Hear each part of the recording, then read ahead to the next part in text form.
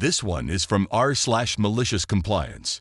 How I fixed a pager nightmare and got my entitled boss fired. It's a fairly long story, but I think I can keep to the essentials. A place I worked at in 2004 had 3 DBA teams, database admin. The team I had been on since I joined was tight, and on-call rotation was pretty easy. If anyone got paged for a database that you were the primary on, then you had to buy the team drinks. You rarely get paged. So end of an era. Do you remember Al Bundy doing commercials to save big money on long-distance phone calls? That was us. Cell phones and free long-distance put us under. During the death throes, they had massive layoffs and combined 30 DBAs on 3 teams into one team of 7. I made the cut. However, they refused to offline any systems, so the workload of 30 remained. My old boss did not make the cut, and my new boss was a toxic bum kisser. I don't even care anymore. His name was Steve. Worst boss ever. He would defend anyone but someone on his team. I believe he legit thought throwing his people under every bus made him a team player. Other departments quickly figured out, blame them, and he will blame his people, so they did. My first on-call rotation on this new combined team was utter hell. The pager went off every 10 to 15 minutes. Messages like, Job 104 completed step 5. Job 110 starting step 12. Job 110 completed step 12. In case you didn't know.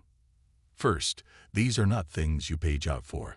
And second, I have no idea what any of those jobs are, where they are kept, or what to do about them if they should fail.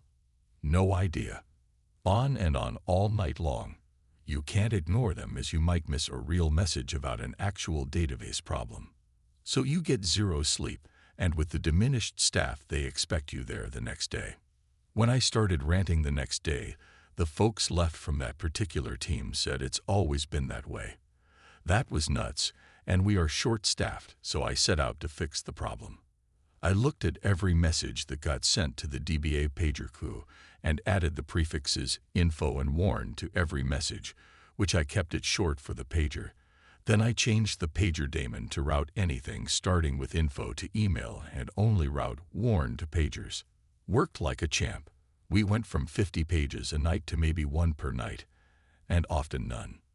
One day, a team meeting was called, and Boss Steve was upset that a print job had failed, and our on-call person, or me, did not respond. Why would I respond to a print job failure? We DBAs have nothing to do with that. When you get a page, you respond. Period. Why would I get a page that a print job failed? Because we always have. Didn't you get the page? Oh, that no, I fixed that a while back. DBAs only get paged for DBA stuff now. What? You need to put that back the way it was. Okay, I am cutting a bunch out here for brevity. I said no. The people who were actually responsible should get paged, not us. We ended up in a shouting match. He was yelling he would take me to HR, and I told him that worked both ways, as he was flat out abusing us, not letting us sleep and expecting us at 8 a.m. sharp. That slowed him down a little. And then he calmly said, our department must know everything that happens overnight, so we can answer it in the morning. Make sure we get the pages. Oh, the evil light bulb went off. I smiled and said, yes, sir. Ding, ding, ding. Our department, eh? We? Okie dokie then. I reworked the pager daemon so that all pages went to his pager, but left the code that only routed warn to the on-call pager in place. Now we in our department know everything that happens overnight. Yes, I am so very proud of that one. I slept soundly that night. The next morning I kept waiting for him to come over and either tear into me again or admit it was a horrible night, that he did not grasp how bad it was. But now let's get a better fix in place. I was disappointed. He said nothing to me at all. Did he get all those pages? I double-checked that everything was routed to his pager, and it was.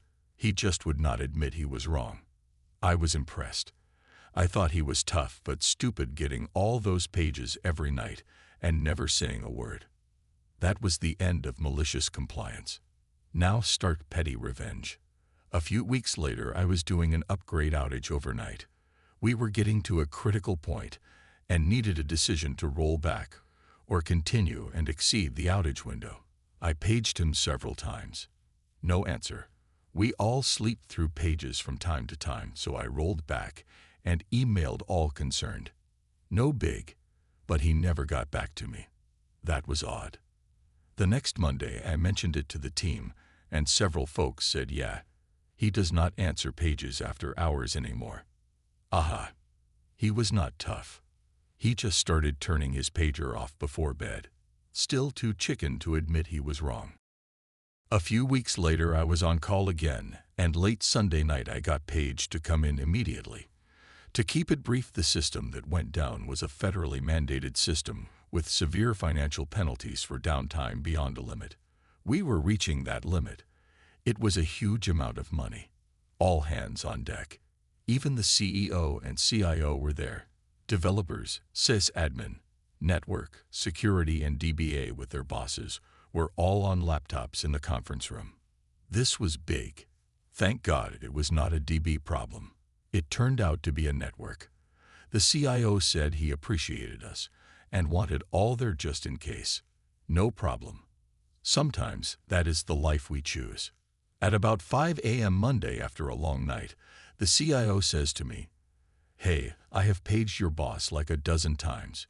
He is not answering." Oh, glorious day.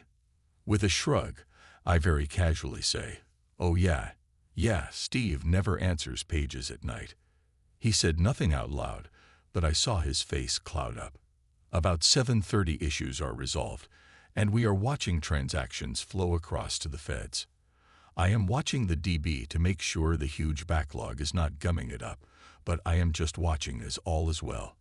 At about 7:45, old Steve comes strutting in the door, fresh-faced with a full night's sleep.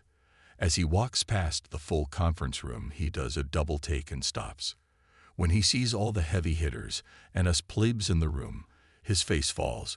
He knew right then he screwed up. The CIO says, loud and mean, "Where have you been?" Then the CIO and CEO take him out of the room. I have no idea what was said, but I bet it was not pretty. Lol. The CIO and CEO come back in about 10 minutes. They heartily thanked us all for the dedication, then sent us home and said don't come back until tomorrow. Good leaders. I came in the next day, and no Steve. I never saw him again.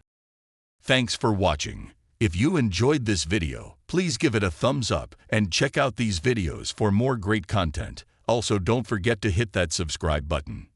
See you next time.